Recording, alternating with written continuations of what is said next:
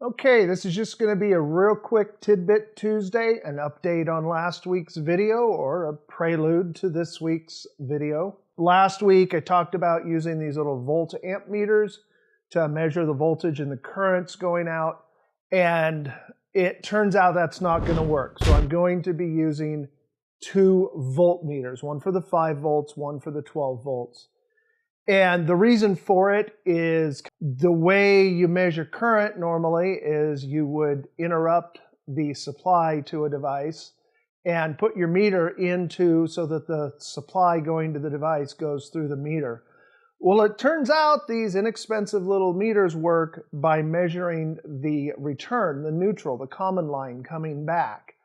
So when you connect it to voltage for its own power and you connect it to the voltage that is going to the device, so it knows how many volts is going to the device, but it measures the current coming back on the return line, the negative lead.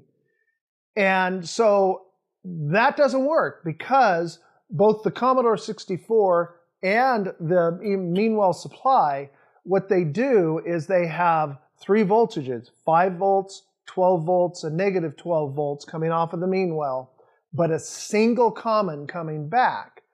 So that voltmeter would work and give you good current on a Commodore 64 because it's only using the 5 volts. The 12 and the negative 12 aren't being used, and the AC isn't in this at all. But if you hooked it up to an Amiga, now you have the 5 volts being used as a reference for this device, but the return current is going to be for the 12 volts, the negative 12 volts, and the 5 volts. So I haven't given up on this, but in order to do a high side current meter is going to be a lot more complicated.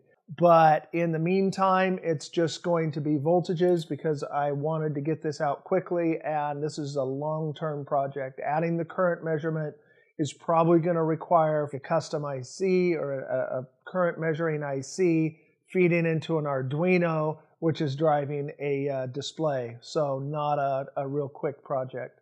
All right, so I just wanted to get this short update out so that you'd have an idea of what's going on. The video is a little bit more extensive than what I normally do, so it's taking longer than I expected. So you should see the video out sometime next week, probably Tuesday or Thursday. In the meantime, if you have any questions or suggestions, put them in the comments below, and I will see you when the video's done. I'm going to go back to editing. I have much editing to do.